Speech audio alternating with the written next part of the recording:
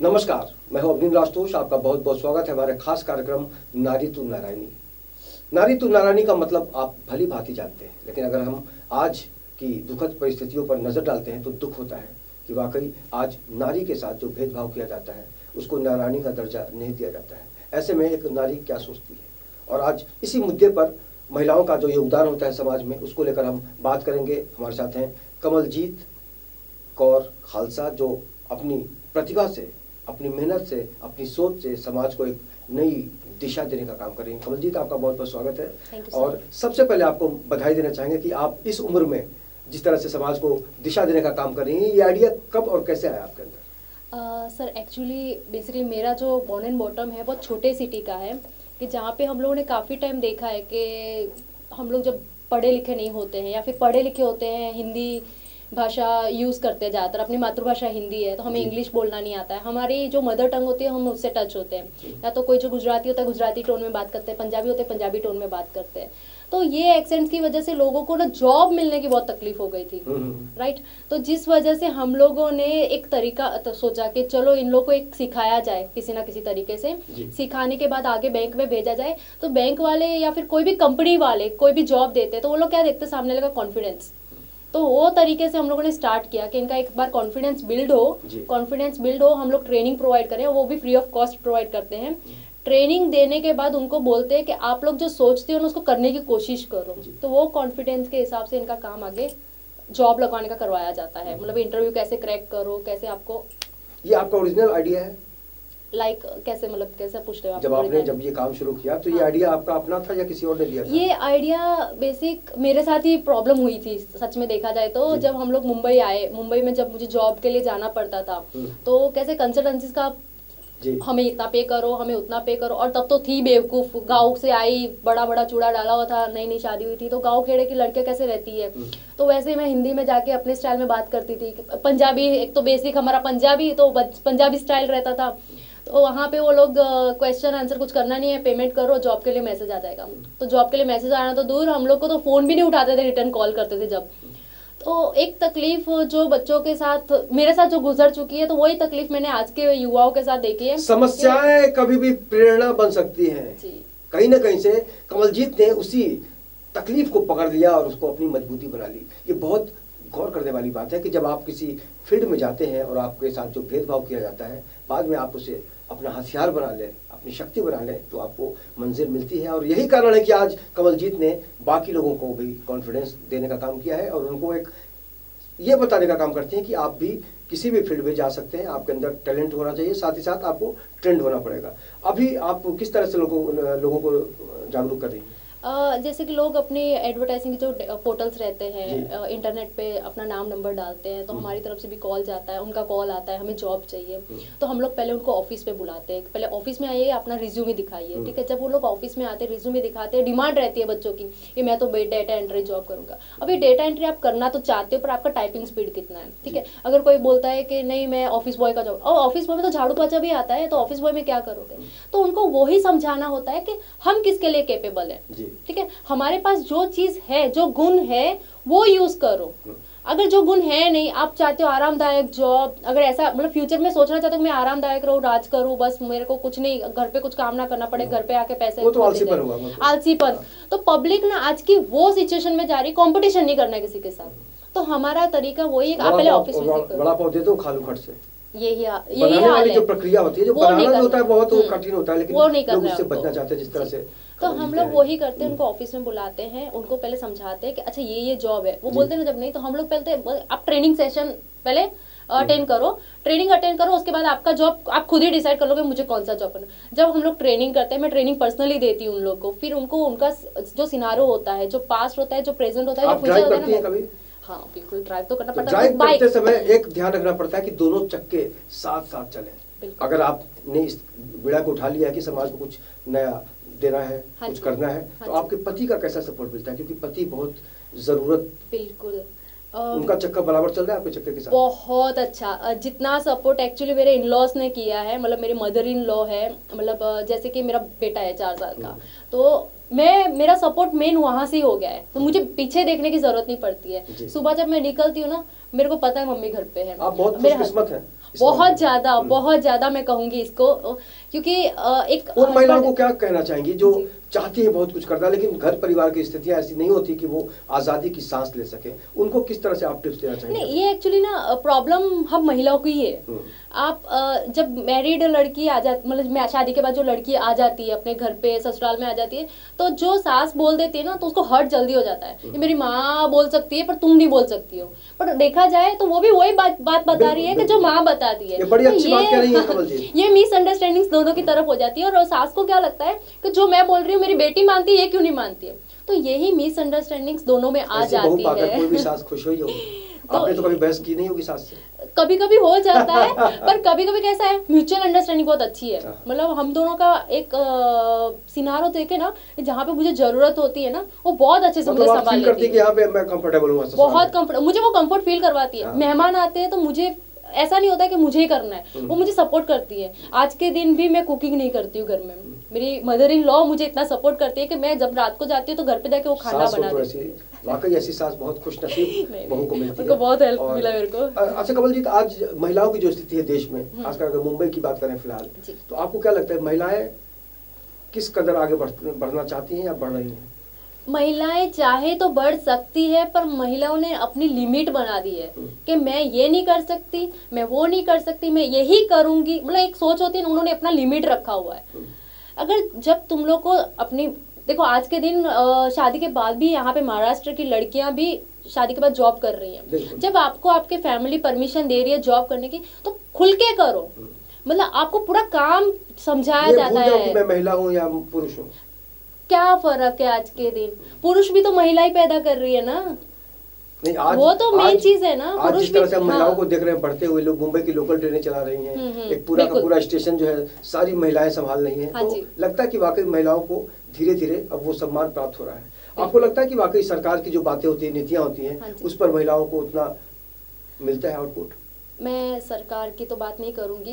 नहीं, जो बड़ी बड़ी बातें होती है महिलाओं के संदर्भ में, भूल जाइए सरकार। नहीं, मैं महिलाओं के जो बड़ी बातें करते हैं ना, वो सब साइड में छोड़, मैं महिला को ये कहना चाहूंगी कि जब तुम्हें मौका मिल रहा है लाइफ में, तो तुम लोग उसको कैच करो, छोड़ो मत। मतलब अगर तुम लोग को अपॉर्चुनिटी जहां से आती है ना, उसका हाँ, पर अपना जमीर मत बेचो, अपना सेल्फ रिस्पेक्ट रखो अपना, वो सबसे मेन चीज है।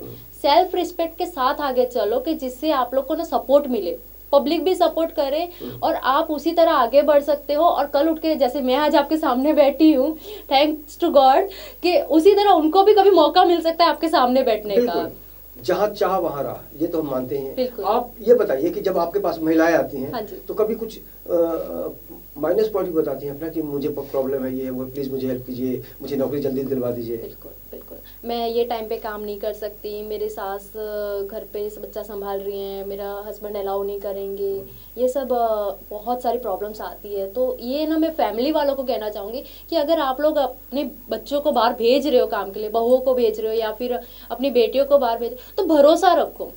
बच्चे को भी उन पे, मतलब उनका भरोसा बनाए रखना है। आप बोल के जाते हो जॉब, और बाहर जाके आप कुछ ऐसे कांड करते हो कि जिसकी वजह से फैमिली भरोसा नहीं कर पाती, तो आप लोग को उनका भरोसा बना के रखना वो आपकी जिम्मेदारी है सर, ठीक है। तो इसी तरह अगर वो लोग आपको आज़ादी दे रहे हैं, तो उसको आप लिमिट मत करो कि मैं ये टाइम पे ही काम कर सकूंगी या फिर मैं ये काम नहीं कर सकती। उन बंधनों को तोड़ो जो आपको बार बार एहसास कराए कि मैं नारी हूँ, नारी हूँ। हाँ। और नारी आज हर फील्ड में काम कर रही है। बिल्कुल। अगर हम आसमान की बात करें, जमीन की बात करें, पाताल की बात करें, तो हर जगह नारी है, और नारी के बगैर इस दुनिया की कल्पना नहीं की जा सकती। आपसे ये जानना चाहेंगे कि अगर हम मुंबई की बात करें, आपका जो गांव था, वहाँ का माहौल है, यहाँ का माहौल, बतौर नारी आपने कितना बदलाव महसूस किया? बहुत मुंबई में फ्रीडम ज़्यादा है।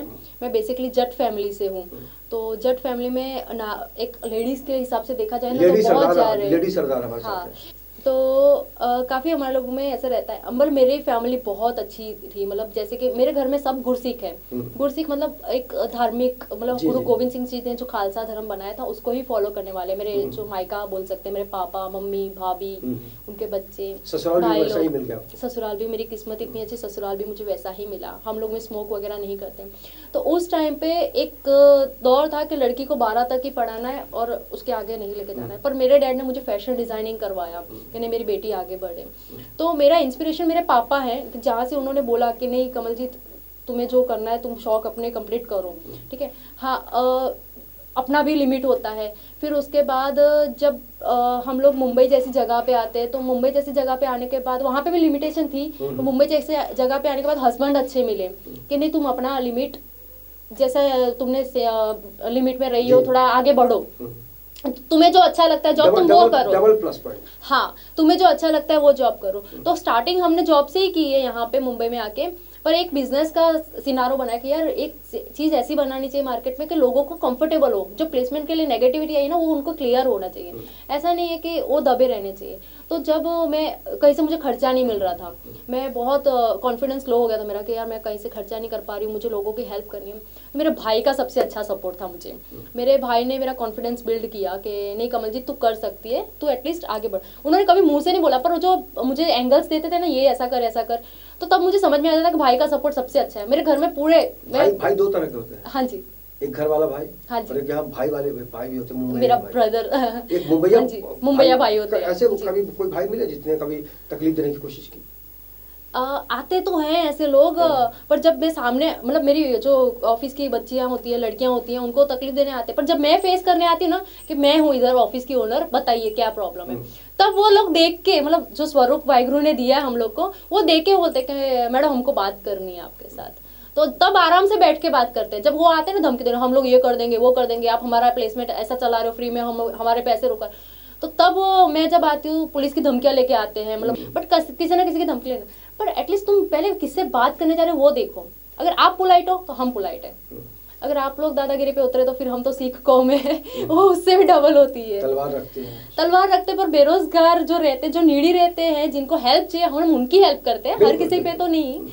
तो इसी तरह स्वरूप देख के शांत होते, फिर बात करते हैं बैठ के। मैं कितने साल हो गए आपको मुंबई में? मेरे को तकरीबन 2009 में मैं आई थी, 2009 14 फरवरी। उस टाइम पे 6 बजे, शार्प 6 बजे। आपको लगता है कि वाकई आप सही ट्रैक पे जा रही हैं? बिल्कुल। या फिर कुछ चाहत बाकी है? बाकी बहुत चाहते तो किसकी खत्म होती है। जैसे आपने फैशन डिजाइनिंग का कोर्स किया जी, क्या उसका कभी आउटपुट निकालने की कोशिश की या ख्याल आया? स्टार्टिंग में था, जब मैं मुंबई में शादी करके आई तो मैंने सोचा था कि मुझे फैशन डिजाइनिंग में जाना चाहिए वगैरह, बट वहाँ का जो माहौल था ना वो मेरे लिए नहीं था। मैंने बोला ना, मैं छोटे से गांव के सेल्फ रिस्पेक्ट लेके चलने वाली लड़की, तो वो माहौल मेरे लिए सही नहीं था, तो मैंने वो माहौल ही छोड़ दिया। तो मैंने अपना फील्ड ही पूरा चेंज कर दिया, टोटली मैं सेल्स फील्ड में आ गई। मुझे मार्केटिंग चैलेंजेस जॉब पसंद है, तो चैलेंजेस जॉब के लिए मैंने सेल्स वाली जॉब ढूंढनी स्टार्ट की। स्टार्टिंग तो हमारा हर किसी का 1000 2000 3000 सैलरी से ही होता है, वैसे ही स्टार्ट किया था।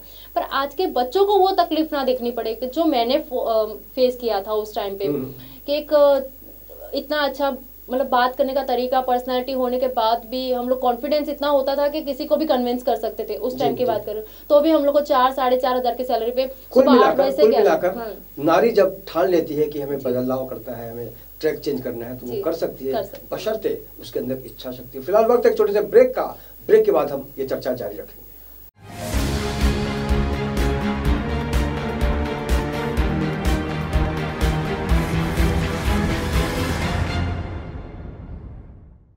Please open the door, others I'll shout. तुम चिल्लाओगी? सच में चिल्लाओगी? मुझे चीखे बहुत पसंद है। चिल्लाओ, चिल्लाओ ना।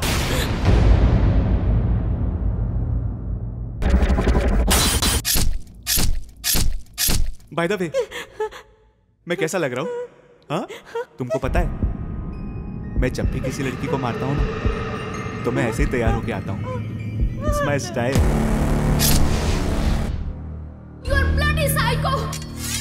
मैं बहुत सॉफ्टली मारता हूँ, मेरी बात मानो, तुम भी मेरे साथ आ जाओ। लोगों को मारने में बहुत मजा आता है। You will enjoy. तुम्हारे हाथ नहीं काटेंगे मेरे इस खूबसूरत जिस्म के छोटे छोटे टुकड़े करते समय? मैं तो उन टुकड़ों को भी और छोटे छोटे टुकड़े करूंगा। हाँ, बहुत मजा आएगा।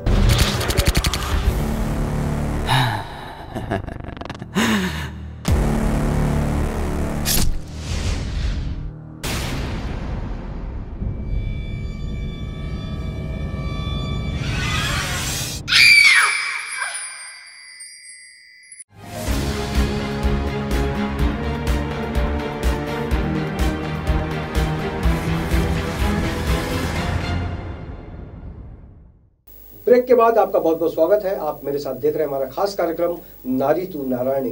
और हमारे साथ खास मेहमान हैं जिन्होंने महिलाओं के लिए एक नया रास्ता खोलने की तैयारी की है, नए संकेत देने की कोशिश की है। जाहिर तौर पर उन्होंने जो भी कुछ किया है अपने बलबूते किया है, इसीलिए आज वो हमारे साथ हैं। उनका नाम है कमलजीत कौर। कमलजीत, आपका ब्रेक के बाद फिर से स्वागत है। ये आपसे जानना चाहेंगे कि जब आज की महिलाओं को आप देखती हैं कि कोई प्लेन उड़ा रही है, कोई सब्जी बेच रही है, या फिर कोई शोषण सह रही है, जिसका शोषण कोई भी कर सकता है, चाहे वो पति हो, ससुर हो, घर परिवार में, क्या आपको लगता है कि महिलाएं सुरक्षित हैं? बिल्कुल भी नहीं है, महिलाएं बिल्कुल सुरक्षित नहीं है। इस बात पे तो आज के दिन मीडिया मुझसे ज़्यादा जानती है। सो मेरा तो एक ही चीज़ है कहना कि अगर औरत को ये तकलीफ आ रही है ना, तो औरत क्यों डर रही है। काफ़ी मैंने लेडीज़ देखी हैं कि जो अपनी आवाज़ दबा देती हैं, मतलब कुछ बोलती ही नहीं इस बात पे। मतलब अगर फैमिली में कुछ हुआ है तो सोचते हैं कि नहीं यार आज हो गया, कल नहीं करेंगे, छोड़ दो, जाने देते हैं। ये चीज़ छुपाने वाली नहीं है। ऊपर से आपको सम्मान मिलेगा, सरकार खुद आके सम्मान देती है। आजकल मीडिया भी ऐसी चीज़ों को सपोर्ट भी करने लग गई है। तो ऐसे टाइम पे उस औरत को वहां से निकल जाना चाहिए, सीधा केस करे, मतलब जाए पुलिस स्टेशन। अपनी कितने सारे सॉल्यूशंस निकले हुए आज के दिन। सोशल वर्कर्स भी ऐसी निकली है कि जो महिलाओं को भी सपोर्ट करने के लिए डायरेक्ट उनके घर पे पहुंचती है। तो ये सब चीजें छुपाने वाली नहीं है, मतलब खुल के बोलो, बोलना चाहिए, विरोध बिल्कुल करना चाहिए पुरजोर तरीके से। आज की तारीख में जो महिलाएं परेशान हैं, जो पुरुष परेशान हैं, अगर आपसे जुड़ना चाहें तो आपको किस तरह से वो मिल सकते हैं? वो आप कहें तो हम कांटेक्ट नंबर शेयर कर सकते हैं। बिल्कुल बताइए। आप आपसे मिलने के लिए सबसे पहले क्या करना चाहिए? पहली चीज तो आप आ जाइए। कोई वेबसाइट वगैरह भी आपकी? मैंने वेबसाइट बनवाई थी, बट वेबसाइट अभी ऑनलाइन नहीं है। बट मेरे फेसबुक की आईडी है स्काई वर्ल्ड रिक्रूटमेंट के नाम से, जिससे आप कांटेक्ट मुझे कर सकते हो। प्लस हमारा घाटकोपर में ऑफिस है, घाटकोपर ईस्ट में ही है। आप चाहिए तो हमारी ऑफिस में आइए। दूसरी चीज़ मैं आपको शेयर करवा देती हूँ, मीडिया के थ्रू हमारा नंबर भी शेयर हो जाएगा और हमारा एड्रेस भी शेयर हो जाएगा, जिसके थ्रू आप हमारे कांटेक्ट कर सकते हो। पर अगर आपको पूरा मुझसे ही चैट करने, तो मैं शाम को 4 से 6 ऑनलाइन रहती हूँ। स्काई वर्ल्ड रिक्रूटमेंट 01 है, 01 या 2015 या 17 करके स्काई वर्ल्ड रिक्रूटमेंट डालोगे तो हमारा पेज आपको आ जाएगा फेसबुक का। तो आप उस पर जाके हमारे साथ चैट भी कर सकते हो। तो जो भी प्रॉब्लम्स रहती है आपकी, वो भी शेयर करो, या फिर आपकी जो जॉब चाहिए, रिक्वायरमेंट है, तो हम लोग वो भी प्रोवाइड करते हैं। अब ये बताइए कि आप इतना बड़ा काम कर रही हैं, उसमें आपने अपने आप को मेंटेन भी कर रखा है। हाँ जी। तो ये कैसे है कि खाने पीने में तो मस्त होते हैं? बिल्कुल मैं बहुत फूडी हूँ। पर फूडी कैसे है कि मैं घर का खाना नहीं खा सकती हूँ। मतलब मैं इतनी फूडी हूँ, मुझे घर का खाना नहीं पसंद, बाहर का खाना पसंद है। पर जब हम लोग पंजाब जाते हैं, तो पंजाब जैसी ऐसी जगह है कि वहाँ पे घर का खाना इतना टेस्टी होता है कि बाहर का खाना नहीं खाते। पर ऐसा है कि अगर आप खा रहे हो खा लो, पर उसको मेंटेन करो योगा करके। योगा करो, बहुत सारी वर्जिश है जो बाहर मार्केट में निकली है, तो मैं बेसिकली योगा करती हूँ, जिसकी वजह से मेरे हाथ पैर मजबूत है और खुद को मेंटेन कर लेती हूँ। पंजाब का जो कल्चर है, जिस तरह से खाने पीने की बात की आपने, खाना पीना तो है ही, दुनिया जानती है पंजाबी खाना कितना लजीज होता है। अगर हम गीत संगीत की बात करें तो आपको किस तरह का गाना पसंद है? म्यूजिक एक्चुअली जिस रूप में मैं हूँ, तो हम लोग ज्यादा धार्मिक सॉन्ग्स ही पसंद करते हैं। जो आप अक्सर गाती हैं, हम चाहेंगे 2 लाइन आज गुनगुनाइए। जी बहुत अच्छा लगेगा लोगों को। एक्चुअली मैं सिंगिंग में बहुत बुरी हूँ। चलेगा ना? मैं सिंगिंग नहीं कर सकती हूँ, बट मैं गुरु गोविंद सिंह जी की जो एक कविता है, मैं वो बता सकती हूँ। जो मेरा बेटा भी 4 साल का है, वो भी गुनगुनाता रहता है। जब मैं गुनगुनाती हूँ, वो भी गुनगुनाता है। गुरु गोविंद गोविंद, गुरु गोविंद गोविंद, नूर अल्लाही, संत सिपाही, गरीब निवास, तेवर ने शाही। वाह, इसका मतलब भी समझा दीजिए उन दर्शकों को जो नहीं समझ नूर अल्लाही। अभी मीनिंग समझाना मेरे को सोचना पड़ेगा, क्योंकि वो पंजाबी से। God is great. बिल्कुल, वो उनका जो गुरु गोविंद सिंह जी का जो योगदान रहा है, उनकी जो दिखाई हुई रोशनी है, उससे पूरी दुनिया रोशन होती ही रही। वो संत थे, सोल्जर्स भी थे, मतलब वो अपना ध्यान भी लेते थे, भगवान का जो ध्यान करना होता है। और सोल्जर्स मतलब जब गरीबों पे प्रॉब्लम आती थी, जब जो लाचार लोग थे, उस टाइम का हालत भी आपको पता थे, तब वो तकलीफ के लिए आगे आए थे। आज की जो यूथ है, उसका भविष्य कैसा लगता है आपको? उसका फ्यूचर कैसा लगता है? बहुत खराब। आज की जो यूथ है टोटली सोशल मीडिया पे रह चुकी है। मतलब सोशल मीडिया बोले तो फोन ही बोल सकती हूँ। सारा दिन फेसबुक पे ही रहती है। यूट्यूब यूज करना बिल्कुल करना चाहिए। सोशल मीडिया, इवन मैं भी फेसबुक यूज करती हूँ। सोशल मीडिया बहुत जरूरी है, जहाँ से अपने को आइडियाज लगते हैं कि मार्केट में क्या चल रहा है, वर्ल्ड में क्या चल रहा है, ठीक है। पर वो चीज लिमिट होती है, टाइम होता है। सुबह का टाइम पर्सनल यूज के लिए रखो, शाम का टाइम पर्सनल यूज के लिए, पर अपने करियर की तरफ भी फोकस करो, कि जो पब्लिक आज के दिन करियर की तरफ फोकस बहुत अहम बात कह रही हैं कमलजीत, क्योंकि अगर आपको लगता है कि वाकई समय को मुट्ठी में पकड़ लें तो आपको बहुत कंप्रोमाइज भी करना पड़ेगा। वाकई आज की स्थितियां ऐसी है। जी हाँ जी, कई बार लोगों को टाइम नहीं मिलता है फोन उठाने का। बिल्कुल, क्योंकि पता चला कि वो सोशल नेटवर्क में इतने बिजी हैं कि ये भी नहीं देख पा रहे कि फोन किसका है।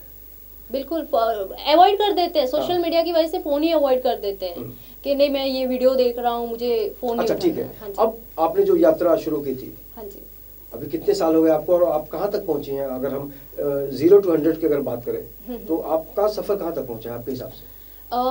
मैंने 0 के हिसाब से अगर स्टार्ट करें तो बहुत लंबी स्टोरी पीछे की देखा जाए, पर आज के दिन कम से कम 250 कैंडिडेट्स ऐसे हैं कि जिनको मैंने जॉब लगवाया है। 200 से 250 लोग, काफी लोग ऐसे कि जॉब लगने के बाद छोड़ देते हैं। यही आज की युवा का सबसे बड़ा प्रॉब्लम है। जैसे आपने बोला ना कैसे आगे बढ़ेंगे कि नहीं, युवा आज की जो है ना, अपनी जो जनरेशन है वो लोग सहन नहीं कर पा रहे कोई चीज, सहन शक्ति ही नहीं रही है। तो उसके लिए भी कुछ ट्रेनिंग वगैरह देती हैं आप लोग? बिल्कुल, वही तो मेन चीज है कि आप सहन शक्ति तो रखो अपने आप में। अगर आप में वही नहीं है तो आप कैसे दुनिया को चलाओगे या फिर दुनिया में कैसे चलोगे आप, है ना। तो वहाँ पे ये लोग क्या करते हैं, मैं टारगेट नहीं सहन कर सकते, प्रेशर सहन नहीं कर सकते। हम लोग को यही समझाने का उनका मकसद है कि आप लाइफ में पैदा ही प्रेशर से होते हो, ठीक है। मम्मी ने भी 9 महीने का टारगेट रखा होता है। बहुत अच्छी बात कह दी जी। इस प्रेशर का मतलब यहाँ पर बहुत सही तरीके से समझना होगा। वाकई इस प्रेशर का मतलब है आपको आगे बढ़ाना। बिल्कुल सर, बिल्कुल। तो आपकी माँ भी तो 9 महीने का टारगेट रखती है ना आपको पैदा करने के लिए, है ना। तो 9 महीने के बाद आप पैदा होते हो, ठीक है। अगर वो ही माँ आपको सुबह में 6 या 6:30 7 बजे जो सुबह उठती है वो उठना बंद कर दे, ठीक है, उसने भी टारगेट सेट किया होता है सुबह उठने का, फिर सारा दिन प्रेशर में ही काम करती है ना। मेरे बच्चे आएंगे, मेरा हस्बैंड आएगा, घर साफ सफाई रखो, खाना बनाओ।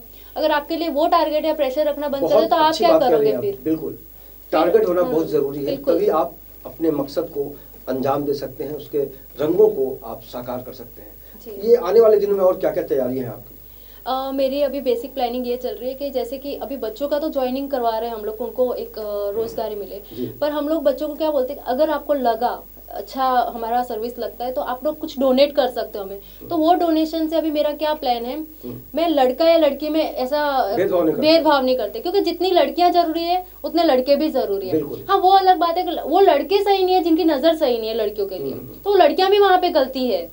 ऐसा नहीं कि एक हाथ से ताली बजती है। मैं यही चीज क्लियर करूंगी। तो जैसे जहाँ पे भी गरीबी, जहाँ पे बच्चे पढ़ नहीं पा रहे, लड़का हो या लड़की जो पढ़ नहीं पा रहे, मुझे विचार है कि मैं उन लोग को थोड़ी हेल्प करूँ, सपोर्ट करूँ कि उन लोग की स्टडी स्टार्ट हो। और आज के दिन कुछ लोग ऐसे हैं कि जो बच्चियाँ नहीं पाल पा रहे हैं, बेटियाँ। तो मेरा फ्यूचर का प्लानिंग है कि उनके लिए एक ऐसा फाउंडेशन बनाया जाए, संस्था बनाई जाए कि जहाँ पे वो बच्चियों का हम लोग केयर टेकर हो, हमारे हाथ से उनको केयर किया जाए, प्लस उनको पढ़ाई स्टार्ट करवाई जाए। आगे का प्लानिंग अभी ये चल रहा है। लेकिन आपको लगता है कि आजकल ऐसे बहुत सारे माता पिता हैं जो संस्कार ढंग से नहीं दे पा रहे हैं, उनको भी टाइम नहीं बच्चों के लिए? बिल्कुल बिल्कुल, उस बारे में कभी सोचती तो क्या लगता है मन में? बहुत दुख लगता है, क्योंकि वही माता पिता आजकल वो भी फोन पे ही चिपक गए हैं। कि वो क्या कर रहे हैं कि मैं भी थोड़ा उसमें आ गई थी। इस जगह पे मैं भी आ गई थी कि मेरे बच्चे को मैंने भी फोन की एडिक्शन लगा दी थी कि चलो टाइम नहीं है, तुम फोन लो, मैं अपना काम करती हूँ। पर धीरे धीरे समझ में आया कि मैं मेरे बच्चे को मौत दे रही हूँ, वो डिसीजेस पैदा कर रहा है फोन। तो मैं इसको किसी के साथ बात करने की अक्ल नहीं दे रही हूँ। मतलब आजकल के बच्चे संस्कार भूलते जा रहे हैं कि किससे क्या बात करनी है, आगे कैसे रहना है, हमें क्या करना है। आज के बच्चों को पूछो आप, जो अभी 2-3 साल के बच्चे थे, बेटा आपको आगे बढ़ के क्या करना है? मेरे को पापा बनना है, शादी करनी है, ऐसे ऐसे क्वेश्चन के आंसर्स होते हैं। तो वही बच्चों को समझाया जाए कि तुम्हें क्या करना है। पहले तो तुम्हारी एक जो टारगेट होती है स्टडी करने की वो कंप्लीट करो, फिर फ्यूचर सोचो। तो एक बच्चा मल्टी टैलेंटेड बनना है तो आपको बहुमुखी बनना पड़ेगा। बहुमुखी को ही अंग्रेजी में मल्टी टैलेंटेड कहते हैं। लेकिन अगर जिस तरह से कमलजीत ने कहा कि बच्चे को जिस तरह से मोबाइल से दोस्ती करा दी, बाद में एहसास हुआ, तो कुल मिलाकर आप भी अपने बच्चों के बारे में इस तरह का निर्णय ले सकते हैं, फैसला बदल भी सकते हैं। आपको लगता है कि अभी भी अगर हम सोच लें कि भाई सबको ठीक ठाक करना है तो देर नहीं हुई? बिल्कुल बिल्कुल कर सकते हैं सर। बच्चा 16 साल का भी हो जाए ना तो माँ बाप के हाथ में है वो। आज के इंडिया अपना इतना अच्छा है ना, इंडिया में ये फॉरेन कंट्री नहीं कि 18 साल के हो कि चलो बच्चा केस कर देगा। इंडियन हो आप, पहली चीज तो इंडिया जैसी जगह पे रह रहे हो कि आपके बच्चे आपके कंट्रोल में रह सकते हैं। जरा बच्चे को धमकी दो कि तेरे नाम पे कोई जायदाद नहीं करेंगे, बच्चे अपने आप आपकी बात मानेंगे। और आप संस्कार देने के लिए भले थोड़ी धमकी देनी पड़ेगी, अगर आपको रूड होना पड़ेगा तो हो, चलेगा उस टाइम के लिए, पर वो रूडनेस होनी थोड़ी जरूरी है बच्चों के लिए आज के दिन में। तो बच्चे वही फ्रीडम की वजह से, जैसे कि हालात देख रहे हो, ये शोषण आपने जैसे वर्ड यूज किए थे महिलाओं के लिए, वही हालात आने वाले हैं, वही हालात हो जाएंगे। अभी ये अच्छा है कि आजकल के जो कुछ एजुकेटेड बच्चे हैं वो समझ रहे हैं कि लेडीज को रिस्पेक्ट देनी चाहिए, पर जो नहीं समझ पा रहे तो उनको तो फिर कुछ नहीं कर सकते। संस्कार, इसीलिए हमने शब्द का इस्तेमाल किया। संस्कार कहीं ना कहीं से हमारे सोचने समझने की शक्ति को एक नई दिशा देने का काम करता है। अब ये बताइए, चलते चलते हम आपसे ये जानना चाहेंगे कि आपने जो टारगेट सोचा होगा उसमें लगातार सफलता मिल रही है कि अभी भी कुछ तकलीफें आ रही हैं? नहीं, फिलहाल मुझे इतना सपोर्ट है पब्लिक का, मुझे एक्चुअली सफलता मिल रही है। मुझे पब्लिक का बहुत सपोर्ट मिला है। जैसे कि मैं अगर मेरे एरिया के हिसाब से बात करूं, जो घाटकोपर ऑफिस है मेरा, एक दिन ऐसा था कि मेरे पास सच में पैसे नहीं थे और सडनली मेरे को ऑफिस मेरा बन गया है और मेरे पास पैसे ही नहीं है और मेरे को फर्नीचर लेना है। तो एक मेरा ये जो रूप है ना, जो पगड़ी जो हम लोग को गुरु गोविंद सिंह जी दे के गए, ताज है हमारा। तो एक बंदा आया सामने से, फर्नीचर वाला, मैं वही लाइन पे थी, मेरे फ्रेंड्स भी मेरे साथ थे, तो वो बोल रहे कि एकदम मैडम आपको क्या हुआ अचानक, आप बहुत टेंशन में लग रही हो। अच्छा। मैंने बोला सर मेरे ना ऑफिस स्टार्ट किया और फर्नीचर मेरे को लेना है, पर जिस दाम में ये फर्नीचर बता रहे मेरे पास उतने पैसे हैं नहीं। तो सडनली, जिनको मैं जानती तक नहीं थी वो बंदे को, अभी भी वो शॉप है, अभी मैं जाती हूँ उनके वहाँ से, शॉपिंग वगैरह कुछ करना होता है ऑफिस के लिए। उन्होंने बोला मैडम एक काम करो, आप जो चाहिए ना मेरे ऑफिस से लेके जाओ, जब पैसा आएगा ना तब पैसा देना। इसको चमत्कार कह सकते हैं। मैं तो सच में चमत्कार था मेरे लिए वो टाइम पीरियड मेरा स्टार्टिंग का चमत्कार ही था। जिनको मैं जानती नहीं, वो भी मुझे नहीं जानते थे। बंदा फर्नीचर दे रहा है, अपना 10-15 हजार की चीज दे रहा है, क्रेडिट रख रहा है, पर उसको ये भी नहीं पता मेरा ऑफिस कहाँ है, मैं नंबर भी गलत दे सकती हूँ। उसने मेरा चेक भी नहीं लिया और उस टाइम में मेरे पास क्रेडिट कार्ड भी नहीं था। क्या मानती है, चमत्कार या ऊपर वाले की कृपा या आपकी? ऊपर वाले की कृपा। मेरी तो सबसे, मैं सच्ची बताऊं, मेरे साथ अब तक जो भी हुआ है ना वो ऊपर वाले की कृपा ही हुई है।